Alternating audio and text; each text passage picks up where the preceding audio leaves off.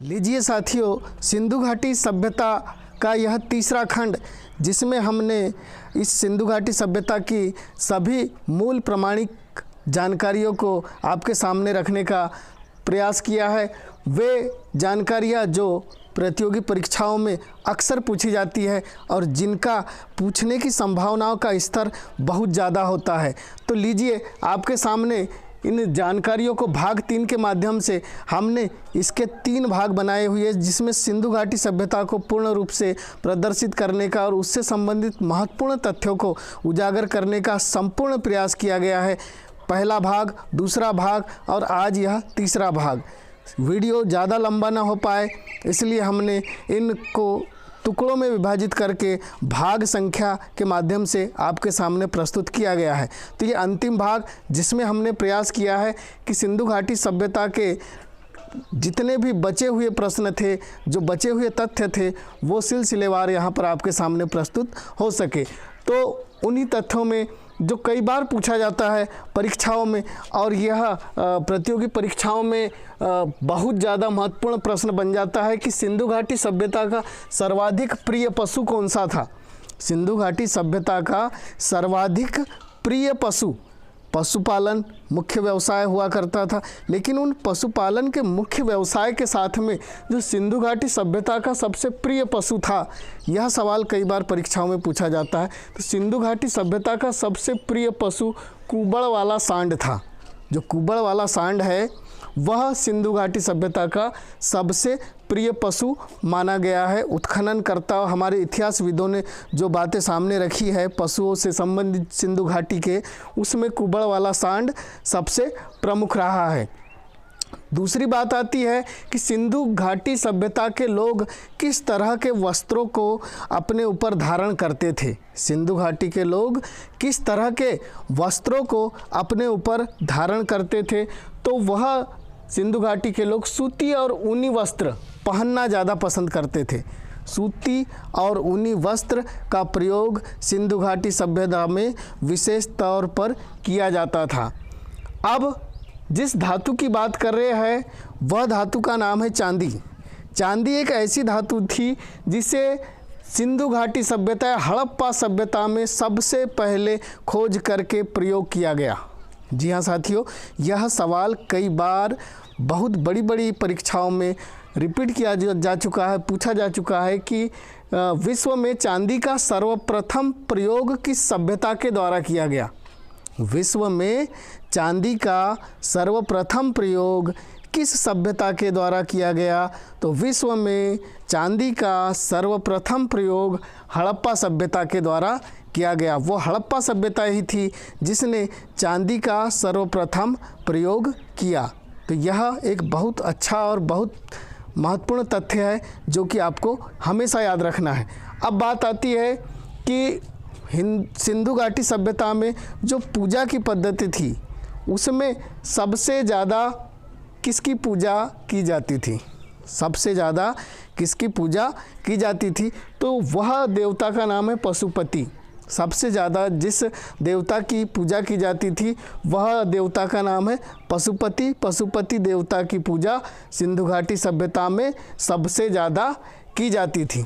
एक और महत्वपूर्ण प्रश्न को जिसका उत्तर हम आपके सामने अभी बतलाने जा रहे हैं, वो हमने इस श्रृंखला में रखा है कि हड़प्पा और मोहनजोदड़ो दो स्थल है सिंधु घाटी सभ्यता के, महत्वपूर्ण स्थल है, सबसे प्रमाणित और सबसे विस्तृत स्थल है हड़प्पा और मोहनजोदड़ो। इनको जुड़वा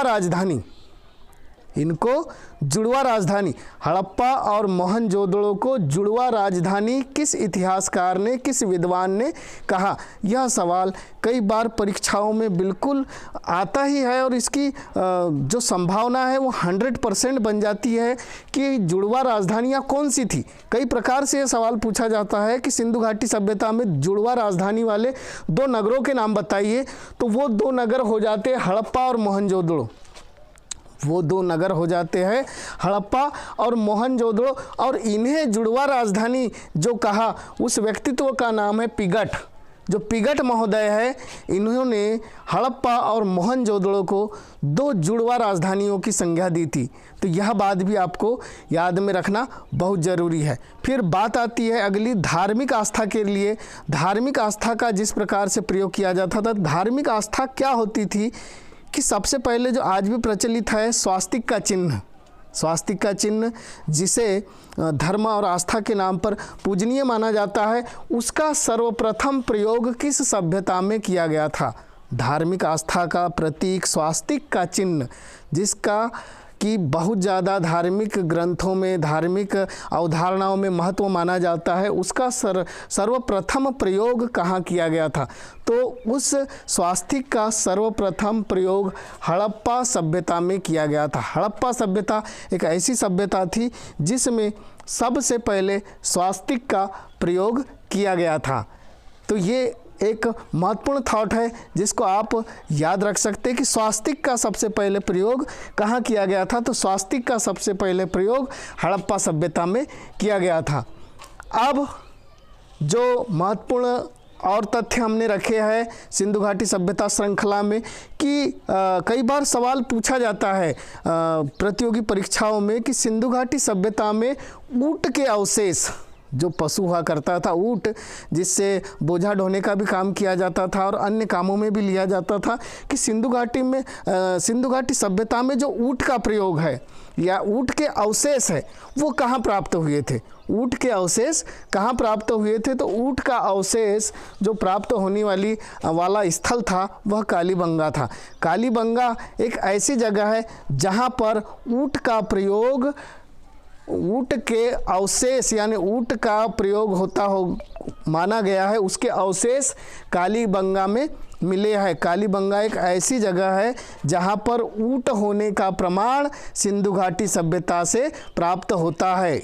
जी हाँ, इसे सरल शब्दों में हम इस तरह से समझ सकते हैं कि ऊँट के अवशेष के जो प्रमाण हमें प्राप्त हुए हैं वो कालीबंगा में मिले हैं, और उसी तरह से घोड़े के अवशेष, ऊँट के अवशेष कालीबंगा से मिले हैं, उसी तरह से घोड़े के अवशेष सुरकोटदा, सिंधु घाटी सभ्यता का एक महत्वपूर्ण स्थल है सुरकोटदा।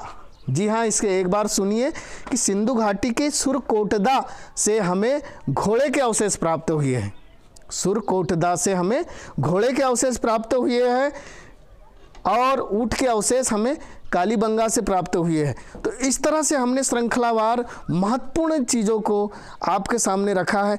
अब चलते हैं हम किसी भी सभ्यता का पतन, सभ्यता पनपी, फली, फूली, उसके बाद में उसका पतन हुआ। लगभग 5 शताब्दियों तक सिंधु घाटी सभ्यता ने अब इस धरती पर अपना अस्तित्व बनाए रखा, लेकिन जब इसका पतन, स्वाभाविक सा सवाल आता है कि इसका पतन कैसे हुआ होगा, तो उस पतन को भी हमारे विद्वानों ने प्रमाणित किया है कि किस तरह से सिंधु घाटी सभ्यता का पतन हुआ होगा। तो सबसे पहली बात आती है कि प्राकृतिक आपदा।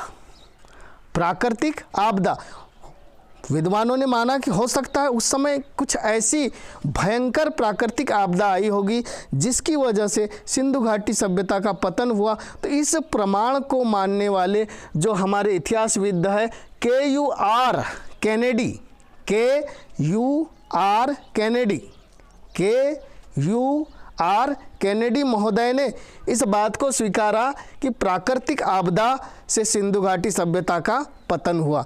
यह सवाल कई बार परीक्षाओं में पूछा जाता है कि प्राकृतिक आपदा का प्रमाणिक किसने दिया था? प्राकृतिक आपदा का सिंधु घाटी के पतन का श्रेय कौन मानते थे? तो वो थे KUR कैनेडी साहब। KUR कैनेडी ने प्राकृतिक आपदा को सिंधु घाटी के पतन का कारण माना था। उसी प्रकार से जो दूसरा प्राकृतिक आपदा है, प्राकृतिक आपदा है लेकिन विशेष प्राकृतिक आपदा जिसका नाम दिया गया भूकंप, जिसका नाम दिया गया भूकंप, भूकंप के कारण सिंधु घाटी सभ्यता का पतन हुआ। ये रेइक्स और डेल्स महोदय ने कहा कि भूकंप आया होगा जिसकी वजह से सिंधु घाटी सभ्यता पतन की ओर गई और धीरे धीरे यह सभ्यता समाप्त हुई। तो जी हाँ, दूसरी बार इसे सुन लीजिए कि रेइक्स एंड डेल्स ने भूकंप को सिंधु घाटी सभ्यता के पतन का कारण कहा। तीसरी बात आती है आर्यों का आक्रमण। यह कई बार प्रतियोगी परीक्षा में बिल्कुल मुख्यतः पूछने वाला प्रश्न बन जाता है कि आर्यों के आक्रमण का कारण सिंधु घाटी के पतन को किसने माना। आर्यों के आक्रमण का कारण सिंधु घाटी के पतन को किसने माना, तो यह महोदय है R Mortimer Wheeler. R Mortimer Wheeler महोदय ने आर्यों के आक्रमण को सिंधु घाटी के पतन का कारण माना। सिंधु घाटी के पतन का कारण आर मॉर्टिमर व्हीलर।